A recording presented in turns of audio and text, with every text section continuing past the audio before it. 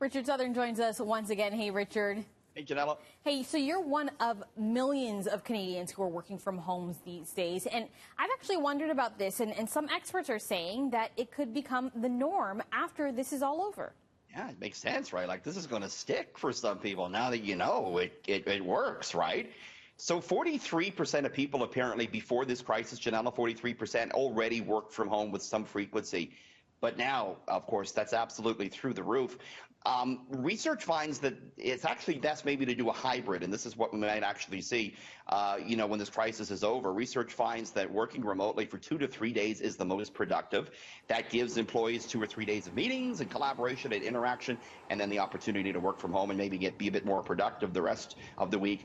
Just a few years ago, it often meant being disconnected working from home. But now, as you know, Janella, you got your Zoom video meetings and your instant messages, and you really don't feel that disconnected. So you got to think, right, that this is going to stick around for a lot of people after this is all over with. Yeah, I have to wonder if some companies are like, do we really need to pay for office space and the lights and all of that? If most of our team could work from home, maybe we just have once a week meetings or rent co-working spaces.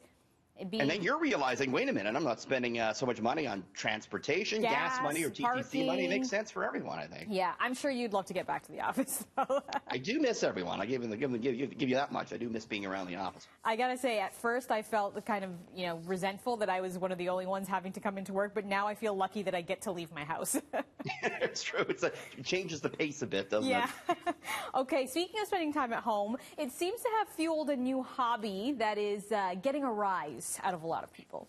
Very well written there. Yes, baking bread. It's not just you. You may have noticed a lot of photos like these on your social media feeds. Everyone kind of showing off their loaves, even their sourdough starters. It seems the coronavirus has created the perfect environment for a surge in bread baking. People suddenly have time on their hands, Janella, to, watch the dough rise. And, all the steps it takes when you're baking, they also say that kind of eases the anxiety that may have been brought on by the virus. There actually is some evidence to suggest baking does calm your nerves, if you will. I believe that. I do believe that. And you know what? I guess too, Janella, it makes you feel like you're not so reliant on the grocery store, too, don't you think? Yes, exactly. I did notice, bread was one of the things that, was a lot of, I wouldn't say out of stock, but there was less at the grocery store. So if you can make it at home, it also helps pass the time, changes things up. I have plans the kids for involved too, yes, and they like get the it, right? kids involved. I have plans for banana bread. Oh, that's nice. So. You have to send me some off to my mailbox here. I will. There actually has I'll make been a shortage. contactless delivery.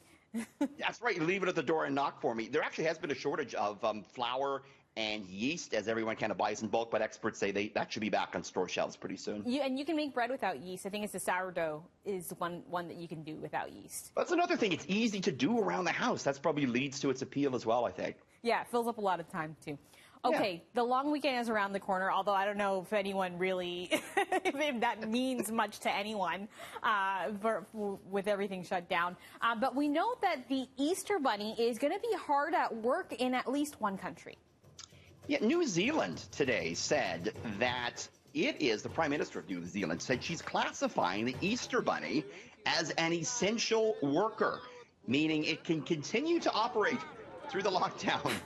Now, however, she said there's a chance the bunny might not be able to visit everyone. The PM there, Arden, said the Easter Bunny may be busy at home with its own baby bunnies. And so if it doesn't make it to your household, you have to understand it might be a difficult moment for the bunny to get everywhere. But isn't that pretty cool? The government of New Zealand classing not just the Easter Bunny, but actually the Tooth Fairy as well as essential workers. I mean, I don't know if parents are too happy about that. They were hoping to have an excuse. Oh, Easter Bunny's working from home this year. Can't get the eggs. But now kids want to make sure the Tooth Fairy's working. Like, where's my cash? Like, let's go with that, All right, Richard, thanks so much for joining us. We'll see you tomorrow. See you tomorrow.